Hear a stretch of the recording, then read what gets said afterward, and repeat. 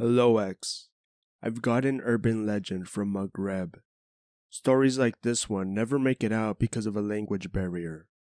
It's about a race of ashen-pale 7-foot-tall hideous troll boogeymen who prey on lonesome travelers, shepherds, and little children who are said to live in the mountains and the Tunisian countryside. They sneak up.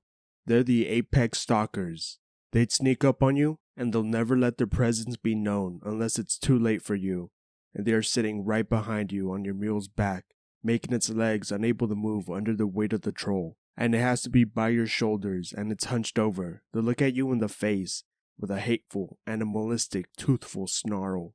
This story was told by my father, a shepherd who's a library of Maghrebi stories of the supernatural. If there's any interest, I'll post it, but I will not green text it.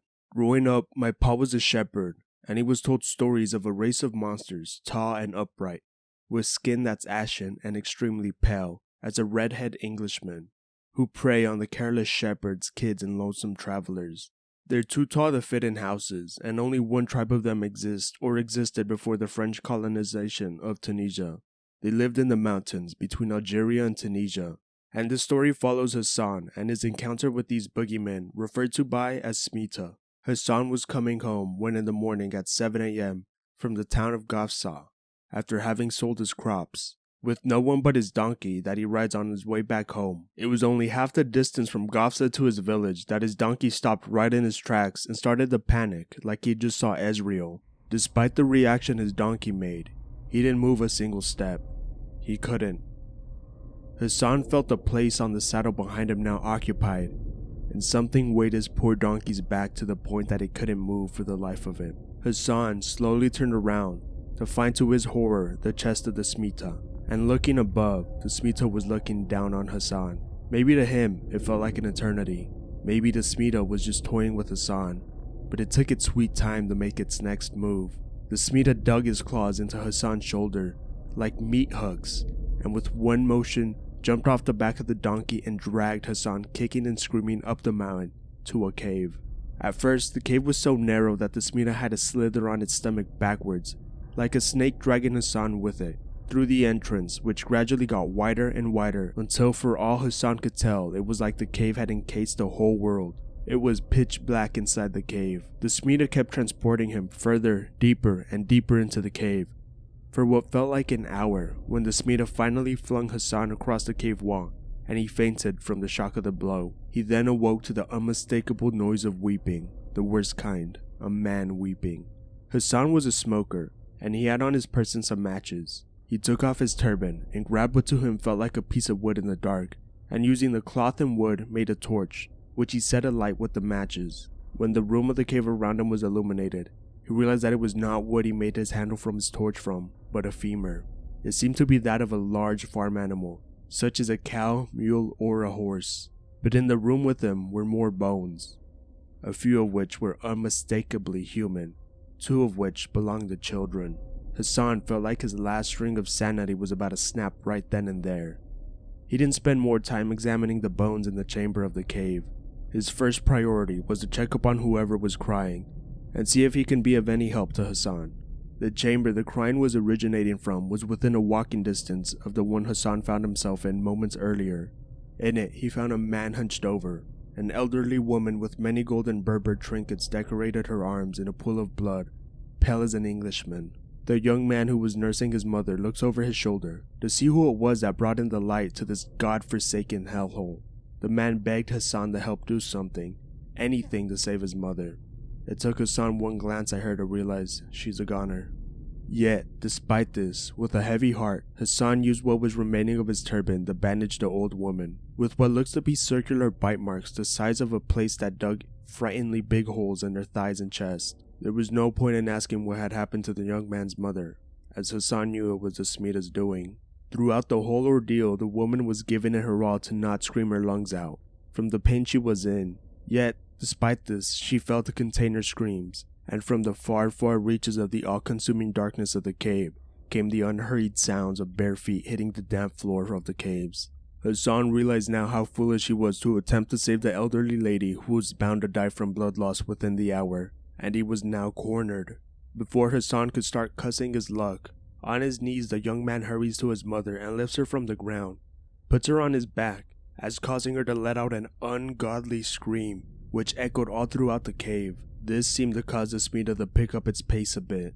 The man tells Hassan that before Hassan arrived to the chamber by a few hours by his estimation, he had discovered an underground river, which he believes leads out of here. But he couldn't follow because shortly after, the Smita had begun to devour some of the flesh of the young man's mother. Hassan and the man then book it out of the chamber, with the young man taking the lead and Hassan closely behind him with the torch in his hands. But their pace wasn't faster than a leisurely jog, since the mother clinging to her son's back was a full-bodied woman and had weighed down her son's steps greatly. It didn't take long for the Smita to catch up to the two men. Hassan did not wait for the Smita to initiate the first move and bolted forward, skipping the young man and his mom. Their screams were cut short as the Smita had probably had enough of the mother and the son trying to escape their fates and decided to end their struggle right then and there. However, to Hassan's relief, he continued to hear the mother's trinkets jingle in the same spot as the mother and her son met their fate in. Good, Hassan thought to himself, they'll buy me some much valuable time. It didn't matter to Hassan that he lost his guide, because not long before the Smita decided to attack, Hassan began to hear the underground river, however faint, and continued to sprint in the same direction he remembered the sound coming from until it was unmistakable. There he was, a short swim away from freedom. He could see the light out of the tunnel, and the underground river was flowing straight through it with no banks on either side of the river. Hassan takes one final glance behind him, and a pair of beady eyes was watching from the shadow, not moving, waiting to see what Hassan does next. Hassan's heart sinks to his boots when he locks eyes with the Smita. He loses his footing and slips back into the ground and rolls into the river. He wakes up moments after being carried away by the gentle flow of the stream, his face directly under the sun, which is now in the heart of the sky. Hassan did not know how to swim. However, living his entire life in the dry south, he found no occasion to learn it. With some miracle, he could latch onto the root of the tree that was near the river and dragged himself back onto dry land. Scanning his surroundings, Hassan saw some smoke coming from the distance to the west. Hassan cried. He fell on his knees and hands crying, thanking God for finally putting an end to this nightmare. Finally, people are gonna save him and bring him home. With shaky legs, Hassan walked towards where the smoke in the sky was coming from. From afar, Hassan saw tents, but they weren't made out of cloth like those nomads who frequent the region are using. Even from a distance, he could tell it was leather. Which animal's hide of that Hassan was not sure. His best guess that it would have been elephants. Hassan assumed he was now out where those from the Berber tribe had cut off from the rest of society, since he had never heard of them. But when he got close enough, all his optimism was going down the drain, as this tiny village was slowly inhabited by the Smita kind. Little Smitas running all over the place, making high-pitched shrieks. Female Smita, which he could only tell apart by the lack of Adam's apple in the nether region, cutting up meat. When Hassan turned to suddenly go the way he came from, he found himself face to face with what seemed to be an old, ugly Smita, who, unlike the rest of his kin, wasn't as smooth. The Smita then screamed so loud in Hassan's face he almost fainted yet again. Hassan ran away from that village as it fell into chaos, or at least what it sounded like, cause even despite being hard of hearing after that ear-piercing scream, the village sounded not exponentially louder with shrieks and sounds not even possible for a human to replicate. Hassan ran and ran further into the desert, and each time he looked over his shoulders, he never saw a single Smita trailing him. He thought to himself how strange it was that he saw no males in the village. They must have been all out hunting, he thought. Better keep my scent sharp for any trace of them. As Hassan was traversing the desert, he spotted a cloud of dust and the sound of many feet running at an inhumanly speed. Hassan did not even bother to confirm if they were coming his way, and dashed under a sidra bush.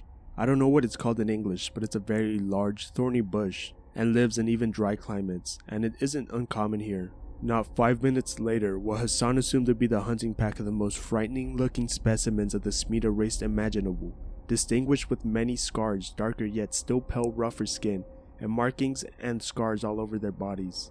They were making sounds like that of a hybrid between a vicious dog and pig sniffing the air for their prey. Sniffing the air for Hassan. He threw their village off its hinges. Most of them don't stay long and leave except for possibly the scariest of them all.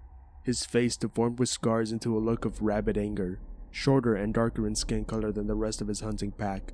He never stopped circling the cedar bush Hassan took refuge in, despite being approximately 2 p.m. when Hassan took refuge in the cedra. Hassan had waited for so long for the ugly bastard to take his leave already. For so long, dusk was approaching. Hassan had accepted his fate. "I am dead regardless," he said, as he reached for a piece of flint that was near him. Within the brush, he snapped the thickest, longest branch of the cedar and began sharpening it into a spear, however thin and flimsy. The snapping of the branch, however, caused the ugly hunter to get even more enraged. When the hunter was in the opposite side of the bush to the entrance, Hassan had grabbed some sand in his left hand while his spear was in his right, and he crawled out of the bush. When the Smita leapt out for Hassan, he quickly threw the sand in its eyes. Although the Smita managed to jump on top of Hassan and pinned him to the ground, Hassan wasted no time and stabbed the Smita in the chest with his spear and pushed it off. And this is where my memory of the story ends.